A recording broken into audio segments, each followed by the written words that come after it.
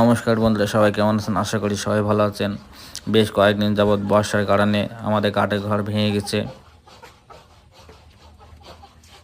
আমাদের কাঠের ঘরের পাশে একটা নারকেল গাছ আছে, নারকেল গাছের থেকে নারকেল পড়ে কাঠের ঘরের খোলাগুলো সব ভেঙে গেছে।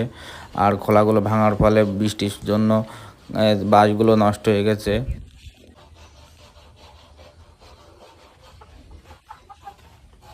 তাই বাবা বাজার থেকে বাঁশ কিনে নিয়ে আসছে কাঠঘর ঠিক করার জন্য। দেখুন বাবা বাঁশ কাটতেছে আর আমি বাবাকে সাহায্য করে দিচ্ছিলাম। আর বেশ কিছুদিন যাবৎ অতিরিক্ত বর্ষার ফলে আমাদের কাঠঘরটির এই অবস্থা। তারপর আমি কাঠঘরে যে খোলাগুলো লাগাচ্ছিলাম, কারণ খোলাগুলো না লাগালে চাল ঠিক করা যাবে না।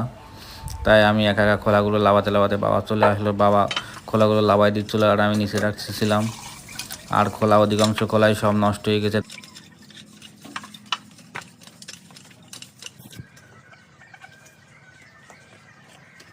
তারপর আমি বাঁশ নিয়ে এলাম, বাঁশ দিয়ে মাঝখানের আড়াটা সুন্দর করে দিচ্ছিলাম। আর প্রতিদিনই বৃষ্টি হচ্ছে, এজন্য চালটা তাড়াতাড়ি ঠিক করার চেষ্টা করছিলাম, কারণ চালটা না ঠিক করলে কাঠের ঘরে কাঠগুলো সব ভিজে যাচ্ছিল। কাজ করতে করতে বৃষ্টি চলে আসছিলো, তারপরে বাবা আর আমি বৃষ্টিতে ভিজে কাজ করতেছিলাম, কারণ চালটা ঠিক করাই লাগবে। তাই বাবা এসে বাঁশটা উঁচু করে ধরে রাখছিল আর আমি এই বাঁশটি উঁচু করে দিয়েছিলাম।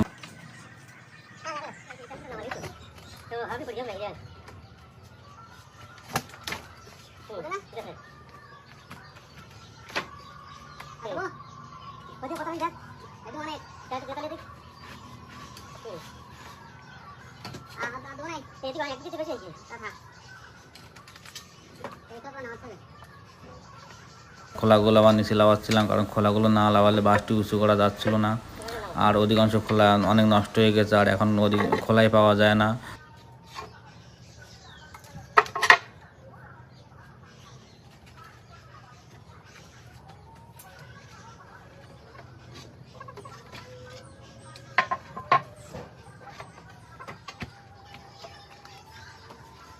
বাঁশটা আমি উঁচু করে দিলাম, উঁচু করে দেওয়ার ফলে দেখুন চালটা অনেক সুন্দর হয়ে গেছে, চালটা অনেক মজবুত হয়ে গেছে। তারপর চোড়াগুলো ঠিক করে দিচ্ছিলাম, কারণ চোড়াগুলো একটু নষ্ট হয়ে গেছে।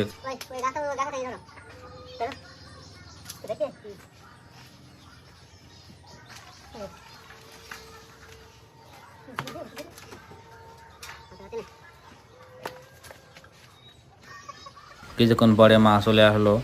মা বাবার একটু হেল্প করে দিচ্ছিলো, খোলাগুলো পরিষ্কার করে বাবার হাতে তুলে দিচ্ছিলো, আর বাবা চালে খোলাগুলো সাজাই দিচ্ছিলো। আর আমি একটু রেস্ট নিচ্ছিলাম, কারণ কষ্ট হয়ে গেছিলো।